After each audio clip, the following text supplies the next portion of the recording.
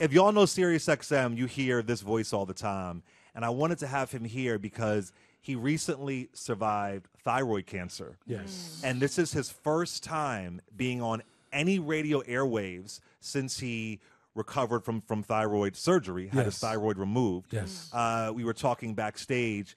He was diagnosed in March of 2021, and within 9 23 days. this year. Oh, this year, I'm sorry. Yeah. 21, forgive me. And within 9 days, he had to have surgery. So he just has a really powerful story, and we've been talking online, and you are just in a space of joy right now. Yes. And how resilient you've been, and you've been so candid with your story. I just want to have you here, and I'm thankful that you're here, brother. Give me a hand, Thank man. you. I'm glad Thank that you're you, here. man. Thank you. So, tell us how you feeling right now. How's your spirit? How's your soul? So it's crazy because on the one hand, like I've been in radio for like 30 years, never been nervous in my life. Today, nervous. Oh. Like it's crazy. But I feel great. I feel great. Like Clay said, I was diagnosed in March, had no symptoms. I just felt fatigued for some reason last year. I would take a shower and have to sit down after my shower. So I'm like, what's going on? And because I'm a raving hypochondriac, As am I. first thing I did was go to my doctor and said, what's going on? Right. Then I went to my cardiologist because I thought it was a heart condition. She ran some tests, said I got good news and bad news. The good news is, it's not your heart. ... But I feel great. I feel great. Had some of the best surgeons in the country. Took it right out. Praise God. And so I guess the reason why I'm so happy is because in going through this, I literally had to ask God, why? Like, what happened? Like, my voice has been my life. Yes. What are you teaching me through having gone through this? And his answers to me is what inspired me. For one, I always thought that, wow, God took my voice away. But then God spoke to me and said, no, I gave you a new voice. Wow. Literally and metaphorically. And I live through that now. And it's been so inspiring to me. And also, one of the other lessons, I'm sorry, I'm just rambling. No, No, go. please. No, it's you. Go ahead. Lord. One of the other lessons that I've learned is that, so my voice, for those of you who heard me on the Eat, sounds a little different than this. It's sexy, though. I like it. It's just Got a nice rasp to it. It's good, yeah. I've been working on it. The good thing is, it's changing every day. Like they had to, they found some of the disease on some of my nerve endings, so they had to scrape it off. But the body is an amazing tool. I had a trach in my throat until 6 weeks ago. Wow. I was breathing on my own. They took it out. Now I got the battle scar. God. But for a while after the surgery, I literally could not talk at all. So I said, God, what are you teaching me through this? My voice, again, has been my blessing, or so I thought. So another lesson he taught me was, I'm teaching you how to listen now. You can't talk. You know, whenever I'm in a loud place, I still can't amplify my voice. Right. So I can't, you know, when I'm in the club, you know, or a noisy brunch, I can't project. What is the lesson, God? I'm putting you there to listen. I want you to listen more. You ever have a conversation with somebody and you're hearing them but not listening? You're thinking about what you're going to say afterward, after they speak? That was me.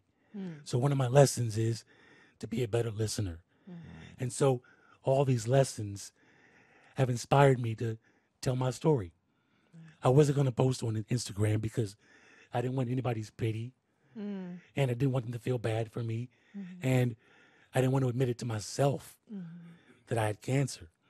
But again, God is speaking. Share your story. You're going to inspire somebody in a real and positive way.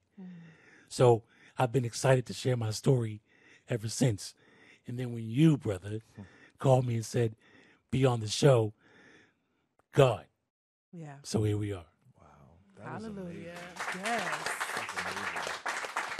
How long were you feeling fatigued? Hmm? Like, was it like months, weeks? How long did it take you to be like, okay, I really got to go to get this checked out? It was after about a month. Okay, a month. You know, like my walk from the train station back to my apartment, like 2.5 blocks. It's nothing, but I get winded.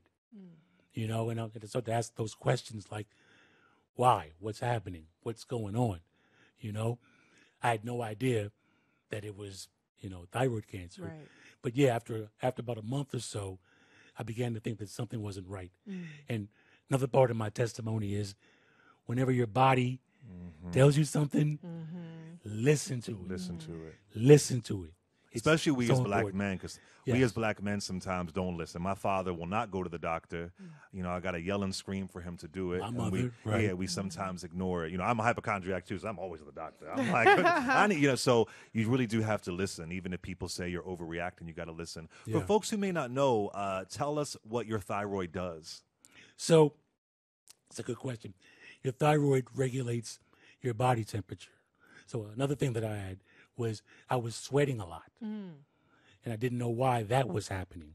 I just thought because I'm a nervous person, anxiety, but I was sweating a lot. And I didn't know what that was called, like why that was. The reason why is because with the tumor on my thyroid, it caused it to work more. Right. So I was producing, more sweat. And it was actually like affecting me because, my back was sweating. I would sweat sitting here talking to you, that sort of thing. So now that that's gone, I'm taking medication to kind of compensate for it. It also produces calcium. So I take calcium pills now, that sort of thing. But the blessing is, nowhere in my story is, chemotherapy. Nowhere is radiation. Right.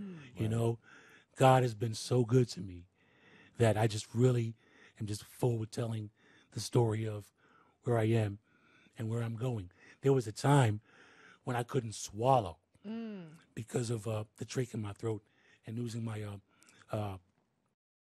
my thyroid. Couldn't swallow.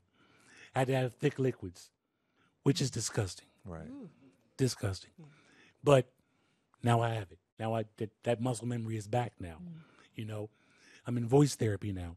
My voice literally sounds different every day. And I love it. I love waking up to like, hey, okay. So the joy that I feel in that I thought, my life and my career was coming to a close. Like it was never about my voice. You know what I'm saying? Like it was never about, what you think it's about. It's about who you really are inside. So, yeah. So I know you love music. I do. What music did you rely on when you were going through before the surgery, those 9 days, or even after? What music did you rely on to get you through? So you are to Janet as I am to Whitney. Oh. So that's been my rock. That's been my inspiration. I go old school. I was Whitney. I was MJ. Happy belated birthday. Yes. Heavenly birthday. I was the oldies. I was the classics to get me through, man. Like, without a doubt. Especially Whitney's live stuff. Oh, yeah. Like, the live stuff is like, you can't touch that. So, yeah, a lot of that to get me going. And I've also, it's also funny, I listen to gospel music differently now. I've always listened to it, but I never really, again, now I'm listening, and now that I listen to gospel music, it really touches me in a way that it hasn't before. I listen to old gospel stuff, listen to new gospel stuff, and just the message in the music just moves me that much more now. It's crazy. Wow. Wow. Can you talk about the process of pivoting? Mm-hmm. What you're in now, I'm assuming it's still pivoting. How is that working for you? Pivoting in terms of from your voice being your a big part of your identity, a big part of what's made you, famous. Yeah. And now you're still learning your voice, but you're having to find a different role than just being the voice behind the mic. You find what your strengths really are. Like I said, all this time I thought that like Oh, The Voice is the thing. Sirius XM, The Heat. Yeah. Hot R&B and hip hop. Yeah. Yeah. All that crap, right? My inner strength is what's really gotten me through. I've always been a great writer. You know, I'm writing screenplays now more. And through God and the universe, you know, I've connected with people who take my ideas and say, Dion, that's crap. Let me fix it for you. Or, Dion, you may be onto something. So I've been able to use other talents. I'm working on a podcast, which I call The Good Swallow. Because in life, you know, and it's funny, the day before my diagnosis, I was at my alma mater, Syracuse. We had a big alumni weekend. And, you know, I'm the tall black guy.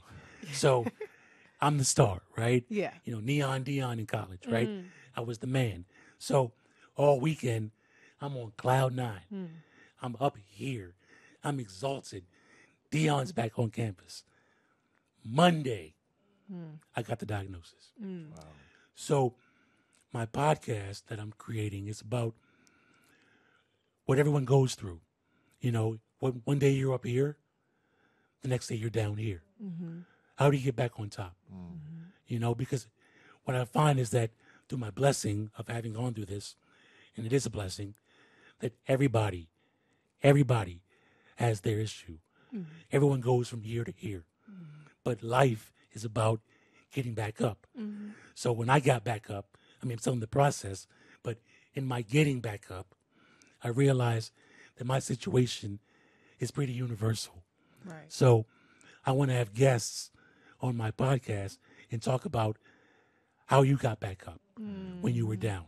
You know, how'd you turn? Like when I couldn't swallow, I would asphyxiate. It would go down the wrong tube, as they say, and I would cough and cough, sometimes vomit. Very bad swallow. But when it went down the right way, it's refreshing, it's rejuvenating, it's delicious, Yeah. it's everything. So life is about good swallows and bad swallows.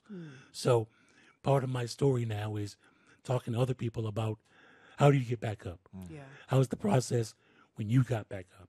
Because I'm sharing now my process of getting back up. There's this movie by Halle Berry. It's called Things We Lost in the Fire. Has anybody seen it? It was a subtle movie. It was really, really good. And one of the lines in the movie was "accept the good." And her husband dies. You know, Halle loves a good cry in a movie. You know, her husband dies and she's crying. And she said that all the little things that bothered her now feel so small. Yeah.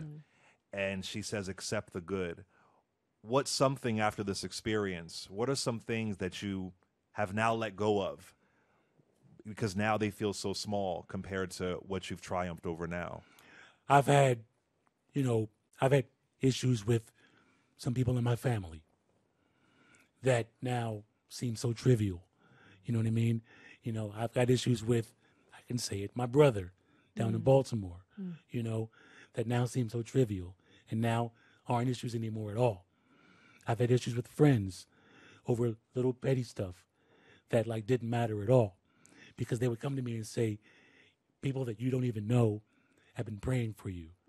Like that's so profound to me that little petty squabbles, I let go. I happily let those things go. And believe it or not, this lovely building, I let go too. Right. You know, I've been here now for 17 years. Yeah. I love radio. I always say, I love what I do. You know, I love what I do. I don't always love my job.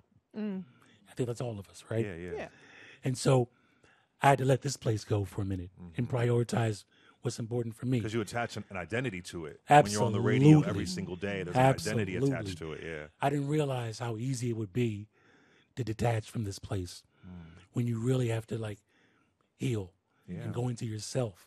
You know, I didn't think that like, oh my God, like if I miss a day here, I'm so behind in emails and meetings and all that. It doesn't matter. You know, within a day, I'm like, that doesn't even matter to me anymore. I was able to shift all that stuff to my team and focus on me.